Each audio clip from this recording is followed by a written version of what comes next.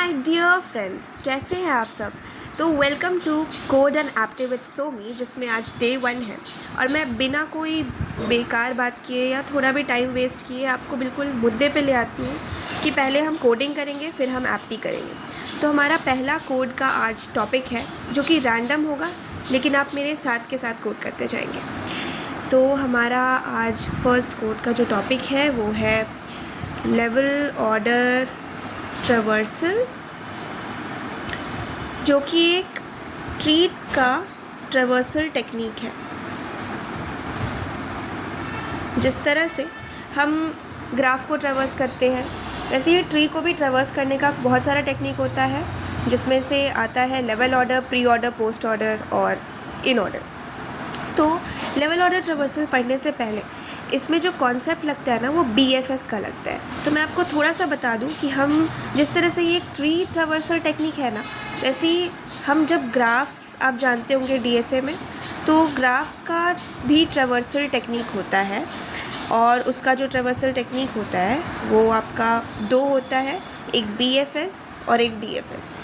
और नाम से ही आपको पता चलेगा कि मान लीजिए ये आपका कुछ ऐसे ग्राफ गया है, तो अगर आप ऐसे ऐसे और ऐसे इस वे में जा रहे हैं और ट्रैवर्स कर रहे हैं, पहले ये नोड आया, फिर ये फिर ये फिर ये, तो ये BFS होता है। ब्रेथ के हिसाब से आप सर्च कर रहे हो। और डेप्थ के हिसाब से होता है कि मान लीजिए आपका ऐसे करके ग्राफ गया है, तो आप सबसे पहले एक पकड़ लेंगे, फिर आप उसके डेप्थ में जाएंगे, फिर आप उसके डेप्थ में जाएंगे। उसके बाद आप बैक ट्रैक करेंगे कि मेरा ये तो एक्सप्लोर हो चुका है, तो इसके ये वाला रास्ता एक्सप्लोर करते हैं। फिर आप नीचे जाएंगे, बोलेंगे ये तो एक्सप्लोर हो चुका है। फिर आप इसके ऊपर जाएंगे, बोलेंगे ये भी एक्सप्लोर हो चुका है। फिर आप यहाँ पे जाके इसको एक्सप्लोर करेंगे। फिर ऊपर जाएंगे, बैक ट्रैक करेंगे और देखेंगे ये तो हो चुका है और अब हमारा सब कुछ विजिटेड है। तो ये आपका DFS वाला टेक्निक हो जाता है। अब जब हम ट्री का ट्रैवर्सल टेक्निक करते हैं, तो याद रखिएगा कि BFS के कॉन्सेप्ट से हमारा लेवल ऑर्डर ट्री का ट्रैवर्सल जो है वो सॉल्व होता है, ठीक है। और DFS में हमारा प्री, पोस्ट और इन, ये तीनों ऑर्डर सॉल्व होता है इससे, ठीक है। Pre order, post order, in order और लेवल ऑर्डर BFS से। तो आज हमारा सवाल है लेवल ऑर्डर ट्रैवर्सल का, तो हम इसमें थोड़ा BFS का कॉन्सेप्ट लगाएंगे। तो चलिए देखते हैं कि थोड़ा सा मैं आपको BFS का और ब्रीफ देना चाहती हूँ। और मैं यहाँ पे आपको एक सवाल ले लूँ कि मान लीजिए ये A है, ये B है, ये C है, ये D, E and this is F, और ये ऐसे ऐसे करके एक ग्राफ है, ठीक है। Tree can not be a cycle, तो ये एक ग्राफ है, ठीक है। तो आप कह सकते हैं कि सारे ट्रीज़ ग्राफ्स नहीं हो सकते हैं, लेकिन सारे ग्राफ कैन बी ट्री, ठीक है। तो ये जो है, इसको आप BFS ट्रैवर्सल अब हम करने जा रहे हैं इसका। तो इससे आपको माइंड में क्लैरिटी मिल जाएगी ना, कि जब हम लेवल ऑर्डर का कोड लिख रहे होंगे तो हम पूरा का पूरा कॉन्सेप्ट BFS का लगा रहे होंगे, तो आपको काफ़ी कुछ समझ आएगा। सबसे पहले हम BFS ट्रैवर्सल में अपने कोड में एक फ्रंटियर लेते हैं। फ्रंटियर मतलब कि हम किसी चीज़ में हमें डालना होगा ना, क्यू में या एरे में, इनमें से कोई भी लिंक लिस्ट किसी भी चीज़ में डाल के हम देखेंगे ना। ऐसे तो इसको ये ऐसे किस फॉर्म में स्टोर होता है, एक ग्राफ एडजेसेंसी लिस्ट या एडजेसेंसी मैट्रिक्स के फॉर्म में स्टोर हो सकता है। तो मान लीजिए ये लिस्ट के फॉर्म में स्टोर्ड है, तो ये भी जान लीजिए कि ग्राफ को एक्सप्रेस करने का, रिप्रेजेंट करने का तरीका होता है एडजेसेंसी लिस्ट, एडजेसेंसी मैट्रिक्स और भी होते हैं। तो एडजेसेंसी लिस्ट के फॉर्म में ऐसे एक्सप्रेस होता है, मतलब हमारा ग्राफ कैसे दिया रहेगा, क्वेश्चन में एक तरीका तो होगा ना देने का। ये बना तो दिया रहेगा, लेकिन कोड में हम इनपुट कैसे लेंगे। तो A से हमारा क्या क्या है कनेक्टेड, B और C आप देख सकते हैं। और फिर B से हमारा कनेक्टेड है D, फिर आप लिख सकते हैं कि C से हमारा कनेक्टेड है E, D से कनेक्टेड है हमारा F एंड E से कनेक्टेड है हमारा F। अब ये दिया रहेगा तो आप इससे ग्राफ तो बना लेंगे, ठीक है। तो ये हमारा क्वेश्चन में एज एन इनपुट दिया रहेगा। अब हम फ्रंटियर क्यू एक लेते हैं और एक विजिटेड लेते हैं, ठीक है। विजिटेड एक एरे होता है और फ्रंटियर एक क्यू होता है, जिसमें से डाल के हम फाइनली विजिटेड एरे में डालते हैं। और ये विजिटेड हमारा चेक करता है कि क्या वो पर्टिकुलर नोड विजिटेड है, तो दोबारा विजिट करने से रोकता है, क्योंकि एक साइकिल है ना, तो बैक ट्रैक करते टाइम आप एक चीज़ को दोबारा भी मतलब एक्सप्लोर कर रहे होते हो, तो उस टाइम ये दोबारा से नहीं लिख देगा। और ये हमारा पाथ है, ठीक है, आंसर पाथ यहाँ पे हम ड्रॉ करेंगे। तो सबसे पहले हम ए को कट करते हैं, यहाँ पे हम ए लिखते हैं, ए हमारे क्यू में आ गया। अब हम ए को ऐसे हटा देते हैं और ए को विजिटेड बना देते हैं। और जैसे ही हम ए को विजिटेड बना दिए तो हम उसका दोनों जो चाइल्ड है यहाँ पे लिख लेंगे बी और सी। अब हम बी को काट के यहाँ पे लिखते हैं और विजिटेड बनाते हैं। जैसे ही हमने बी को काटा हम उसका चाइल्ड डी को लिख देंगे। अब हम हमारे क्यू है ना, तो क्यू में हम फीफो यानी कि फ़र्स्ट इन फर्स्ट आउट करते हैं। तो हमारा क्यू ऐसे चल रहा है, पहले ये आया क्यू में, फिर ये, फिर ये, फिर ये। तो अभी हमारे क्यू में फ्रंट में ये है, बाकी दोनों कट चुका है। तो सी ही कटेगा, सी कट के विजिटेड हो जाएगा। और फिर सी जैसे कट के विजिटेड हुआ तो सी का जो चाइल्ड है वो यहाँ पे लिखा जाएगा ई। उसके बाद डी कटेगा, डी कट के हमारा यहाँ आ जाएगा और उसके बदले में यहाँ पे हमारा एफ़ लिखा जाएगा। और फिर हमारा ई कटेगा, ई कट के यहाँ आ जाएगा। एंड देन ई के जो है वो चाइल्ड एफ़ है, तो यहाँ पे फिर से एक एफ़ लिखा जाएगा, 2 बार एफ़ आ जाएगा और हमें फिर से एक एफ़ मिल गया। तो यहाँ पे हमारा एफ़, अच्छा यहाँ दोबारा एफ़ नहीं आएगा, सॉरी। क्यों नहीं आएगा? क्योंकि हमारे फ्रंटियर में मतलब क्यू में पहले से एक एफ़ है, ठीक है। तो मान लीजिए कि एफ़ आ गया। Guys I am really sorry, ये जब एफ़ कट के यहाँ पे आ जाएगा ना तो ये ऑलरेडी विजिटेड है। चूँकि ये विजिटेड में है तो दोबारा एफ़ हमारे फ्रंटियर में नहीं आएगा। और फिर जैसे ही हमें एक बार एफ़ विजिटेड में मिल जाता है तो हमारा टारगेट ही था कि ए से ए को स्टार्ट लेना है एंड एफ़ को एंड लेना है। और हमें एक्सप्लोर करना है कि इनके बीच का पाथ क्या है। तो चलिए देखते हैं गाइस कि पाथ क्या आया है। तो जो हमारा आंसर आया है वो ऐसे आया, A B C D E F. अब आप बोलेंगे कि A B C D E F ये कैसा पाथ है? पाथ तो ऐसा हो जाना चाहिए ना, या फिर ऐसा जाना चाहिए। तो गाइस ये हमने BFS किया है, BFS ट्रैवर्सल किया है। अगर यहाँ पे वैल्यूज़ होती ना, ठीक है, यहाँ पे वैल्यूज़ होती तो फिर हमारा एक पाथ आता, तो फिर हम वैल्यू के हिसाब से डालते, जो छोटा होता उसको पहले डालते। तो वो एक कॉन्सेप्ट था जो मैं आपको बताना चाहती थी। तो होप है कि आपको ये BFS ट्रैवर्सल कि किस तरह से सारे नोड्स एक्सप्लोर हो गए हैं, क्योंकि ग्राफ को एक्सप्लोर करने का और कोई तरीका नहीं है, इसे ट्रैवर्स करने का तरीका ही BFS होता है। तो अगर मैं कुछ भी गलती कर रही हूँ या आपको कोई और कॉन्सेप्ट समझ आ रहा है तो प्लीज़ मुझे कमेंट करके बताइएगा। बाकी मैं आपको पूरा अच्छा से बताने की कोशिश कर रही हूँ। तो ये BFS वाली बात हो गई, ठीक है। अब हम आते हैं, हमारा क्वेश्चन आज का लेवल ऑर्डर ट्रैवर्सल ट्रिक्ट का one of the traversal technique है। चलिए हम तो आप थोड़ा सा गाइस ग्राफ से हट के BST में आ जाइए और लेवल ऑर्डर ट्रैवर्सल शुरू करते हैं। ट्रीज़ में आते हैं। ट्रीज़ हमारा ये एक ट्री है, आपको दिखाई दे रहा होगा। इसमें हमें लेवल ऑर्डर ट्रैवर्सल करना है, जो कि सिंपल कॉन्सेप्ट है कि हमें पहला लेवल प्रिंट करना है, फिर हमें दूसरा लेवल प्रिंट करना है, फिर हमें तीसरा लेवल प्रिंट करना है, और इस तरह से हमारा आउटपुट आ जाएगा एक, ठीक है। तो ये हो गया। अब हम शुरू करते हैं। तो हम जो फ्रंटियर ले रहे हैं BST में, बाइनरी सर्च ट्री में, या फिर एक बाइनरी ट्री कह सकते हैं इसे, क्योंकि गाइस सॉरी ये बाइनरी सर्च ट्री नहीं है। बाइनरी सर्च ट्री में क्या होता है कि हमारा लेफ़्ट चाइल्ड ये नोड से, रूट नोड से छोटा होता है और राइट चाइल्ड बड़ा होता है। तो ये एक बाइनरी सर्च ट्री नहीं है, एक बाइनरी ट्री है। तो ये कॉन्सेप्ट भी क्लियर होना चाहिए। तो लेवल ऑर्डर ट्रैवर्सल के लिए पहले हम एक क्यू बनाते हैं और साथ के साथ हम अपना आंसर लिस्ट बनाते हैं, और हम देखते हैं कि किस तरह से इस क्यू में, ठीक है, जो कि क्यू एक 1 से एंडेड होता है, या फिर आप देख लीजिए कि यहाँ से इसमें निकलता है और इधर से घुसता है, सॉरी लास्ट से घुसता है, और फिर यहाँ पे फर्स्ट में जो भी घुसता है वो पहले आउट होता है। तो अब अभी आपको सबका ये कैरेक्टरिस्टिक पता चल जाएगा। और ये हमारा आंसर लिस्ट है, ठीक है, ये हमारा आंसर लिस्ट है, ये हमारा क्यू है, ये दोनों हमने बना लिया। सबसे पहले हम क्यू में रूट नोड डाल देंगे जो कि है 1, और इसके साथ साथ हम एक नल डाल देंगे, ठीक है। अब नल देखिए किस चीज़ के लिए काम आएगा। अब जब हम अपना आंसर लिस्ट डालेंगे ना, सबसे पहले हम 1 को पॉप कर लेंगे और हम एक वेरिएबल, मान लीजिए यहाँ नोड नाम का एक वेरिएबल ले रहे हैं, उसमें हम क्यू का जो क्यू डॉट रिमूव है ना, ये पहला, इसे स्टोर कर ले रहे हैं। तो फीफो चूँकि ये फॉलो करता है तो ये पहले आउट होगा और नोड में फ़िलहाल 1 आ जाएगा। जैसे ही 1 आया तो हम चेक करेंगे कि क्या जो हमने नोड का जो वैल्यू है, जो पॉप्ड अभी क्यू का वैल्यू है, क्या वो नल है। अगर हाँ है तो फिर हम एक कंडीशन लेते हैं, और अगर नहीं है तो हम चुपचाप से उसको अपने आंसर लिस्ट में डाल देते हैं। देखिए आंसर लिस्ट में डाल देते हैं और क्यू में इसके दोनों लेफ़्ट और राइट चाइल्ड को डाल देते हैं। अगर है तो हाँ जी इसका है 2 और 3, तो हम यहाँ 2 और 3 डाल देंगे। अब हम फिर से पॉप करेंगे क्यू के एलिमेंट को। एक वाइल लूप चल रहा है और क्यू जब तक एम्प्टी नहीं हो जाता वो चलते रहेगा। तो अब हम नल को पॉप किए। अब चेक हो रहा है क्या नोड का जो हमारा वैल्यू है वो नल है। देखिए सेकेंड वैल्यू जो है वो नल है। ये 1 का तो काम हो गया, हाँ इस बार नल है। तो अब हमारी कंडीशन में घुसेगा, क्या अब क्यू एम्प्टी हो गया है। जब नल का वैल्यू आया तो हमें पूछेंगे कि क्या अब क्यू एम्प्टी हो गया है। नहीं, हमारे क्यू में तो अभी भी वैल्यूज़ है। अगर एम्प्टी नहीं हुआ है तो आप क्यू में नल ऐड कर दीजिए ताकि वो एक लेवल को सेपरेट कर सके। तो देखिए हमने यहाँ पे नल ऐड कर दिया, ठीक है।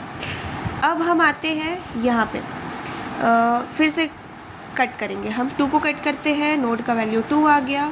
यहाँ पे नोड का वैल्यू चल रहा है। क्या हमारा 2 नल है? नहीं। तो हम लिस्ट में अपने आंसर में 2 को डाल देंगे। अब 2 हमारी लिस्ट में आ गया और इसका लेफ़्ट और राइट चाइल्ड भी आ जाएगा, यानी कि क्यू में चला जाएगा। आई एम रियली सॉरी, ये यहाँ पे 4 और यहाँ पे 5 चला गया। अब हम फिर से 3 को कट करेंगे, तो नोड का वैल्यू 3 हो गया। क्या 3 नल है? नहीं। तो 3 हमारे आंसर में आ जाएगा और 3 का लेफ़्ट और राइट चाइल्ड, तो फ़िलहाल इसका राइट चाइल्ड तो है नहीं, इसका तो सिर्फ लेफ़्ट चाइल्ड है, तो वो हमारी क्यू में ऐड हो जाएगा।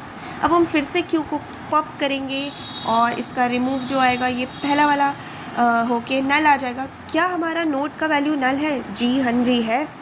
तो अगर नल है तो हम चेक करेंगे अंदर कि क्या 2 कंडीशन है, क्या अब क्यू एम्प्टी हो गया है? नहीं, हमारी क्यू तो अभी भी एम्प्टी नहीं है, तो हम लास्ट में एक नल ऐड कर देंगे, ठीक है। इसी तरह से फिर हम 4 को पॉप करेंगे। ये हम 4 को रिमूव के लिए फीफो ऑर्डर फॉलो कर रहे हैं, फर्स्ट इन फर्स्ट आउट। ये सारे एलिमेंट्स हट चुके हैं तो अभी फर्स्ट में तो यही है, तो ये आ कट के 4 आएगा। 4 हमारा नल नहीं है तो ये आंसर में जुड़ेगा। 4 का चिल्ड्रन आ जाएगा, 4 का तो कोई चाइल्ड नहीं है तो कुछ नहीं आएगा। फिर हमारा 5 कटेगा, 5 यहाँ नोड के वैल्यू में आ जाएगा। क्या 5 नल है? नहीं है, तो फिर वो हमारे आंसर में ऐड हो जाएगा और इसका चिल्ड्रन क्यू में आ जाएगा तो उसका कोई चाइल्ड नहीं है। फिर 6 कटेगा, 6 का वैल्यू नोड में आ जाएगा। क्या हमारा नोड नल है? नहीं है, तो ये आंसर में ऐड हो जाएगा और इसके जो चिल्ड्रन है वो क्यू में ऐड हो जाएंगे, तो उसका चिल्ड्रन नल कुछ भी नहीं है तो कुछ भी ऐड नहीं होगा। फिर हमारा नल कटेगा, हमारा नोड का वैल्यू नल होगा, तो हम फिर से चेक करेंगे क्या नोड हमारा नल है। हाँ जी है, तो वो अंदर घुसेगा। वो उस लूप के अंदर घुस के बोलेगा कि क्या अब क्यू एम्प्टी हो चुका है। हाँ जी, क्यू एम्प्टी हो चुका है। तो अब हम ब्रेक करेंगे और लूप से निकल जाएंगे और ये हमारा आंसर हो जाएगा। तो देखा, ये और ये क्या ये मैच कर रहा है? तो हो गया हमारा लेवल ऑर्डर ट्रैवर्सल, ठीक है। चलिए, तो अब हम इसका कोड देखते हैं बिना टाइम वेस्ट किए। तो उम्मीद है गाइस कि आपको ये मेरा JFG का स्क्रीन दिख रहा होगा जिसमें हम लेवल ऑर्डर ट्रैवर्सल करने वाले हैं। तो चलिए शुरू करते हैं। तो हम जावा में कोड कर रहे हैं, मैं आपको बता दूं 100 डेज़ ऑफ कोडिंग में। और ये जो आपको दिखाई दे रहा है ये इस साइड में यहाँ पे ये एक ट्री है और हमारा जो इनपुट है वो रूट 1 2 3 है और हमारा जो आउटपुट होना चाहिए वो ऐसे होना चाहिए। पहले 1 आएगा, फिर 2 आएगा, फिर 3 आएगा। ऐसे एक एरो बनाइए, ऐसे एक एरो बनाइए, ठीक है। चलिए हम कोड करते हैं, कोड बहुत मज़ेदार रहेगा। तो हमारा जो रिटर्न टाइप है ये हमारा फंक्शन डेफिनेशन है, फंक्शन हेडर है, राइट।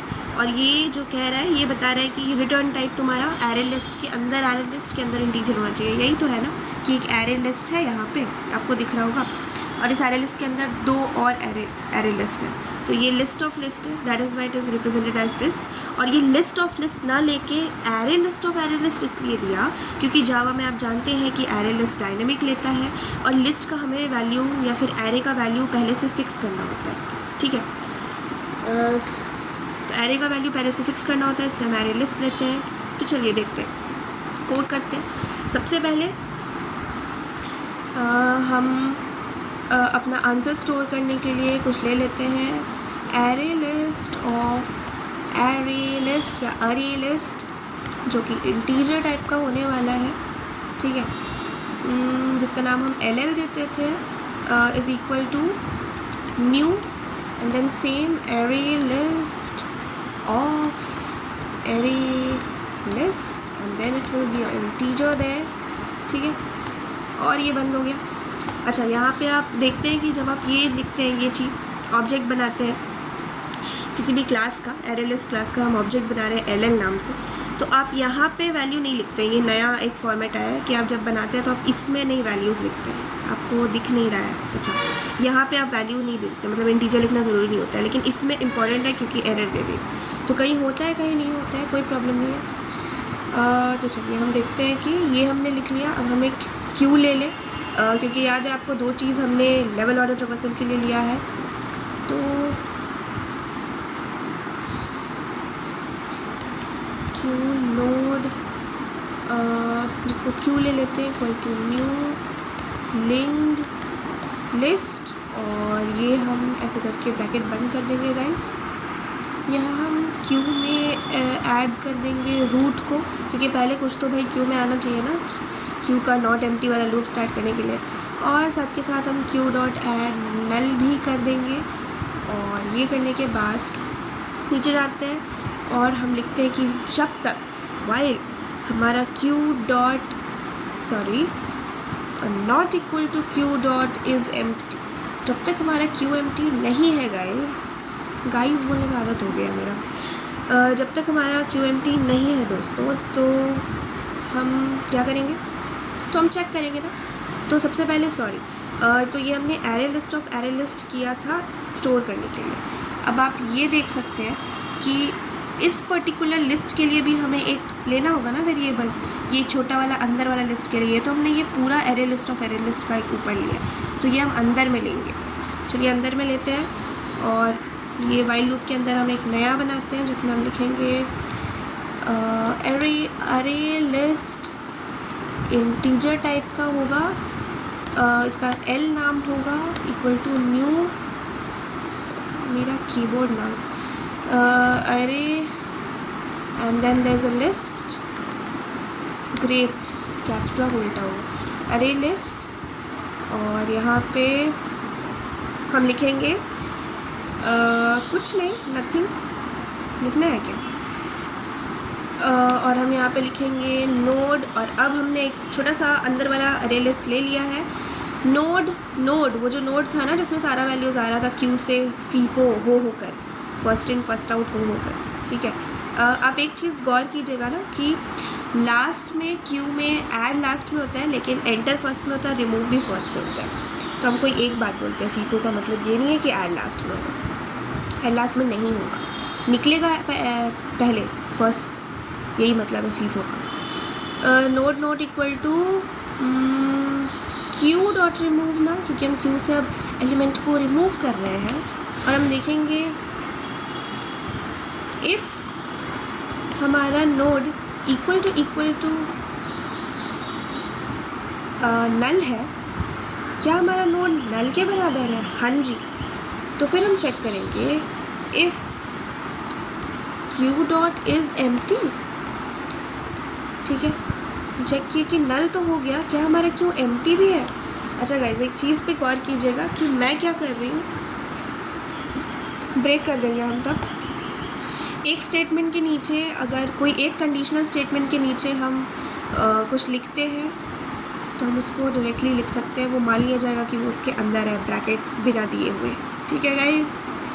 तो अगर क्यू एम्प्टी है तो हम ब्रेक कर देंगे, और नहीं है तो ऑफकोर्स हम क्या करेंगे, क्यू डॉट ऐड नल, हम नल ऐड कर देंगे। याद है हम नल ऐड कर रहे थे। अब हम जाएंगे एल्स, कि अगर हमारा नोड नल है ही नहीं तो हमें आंसर लिस्ट में, आपको याद होगा, यानी कि एल डॉट ऐड, ये जो लिस्ट है ना छोटू वाला अंदर वाला, उसमें हम ऐड कर रहे हैं अपने आंसर को। आंसर क्या है हमारा?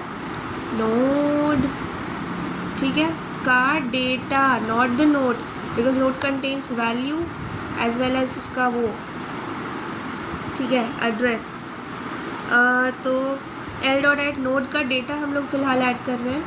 देखिए यहाँ पे यही मैं बता रही हूँ, ये जो ऊपर लिखा है ना, तो डेटा और नोड, ये नोड में दो चीज़ होता है, ठीक है, तो हम सिर्फ उसका डेटा को स्टोर कर रहे हैं, लिंक लिस्ट पढ़ा होगा आपने तो आपको याद होगा अच्छे से।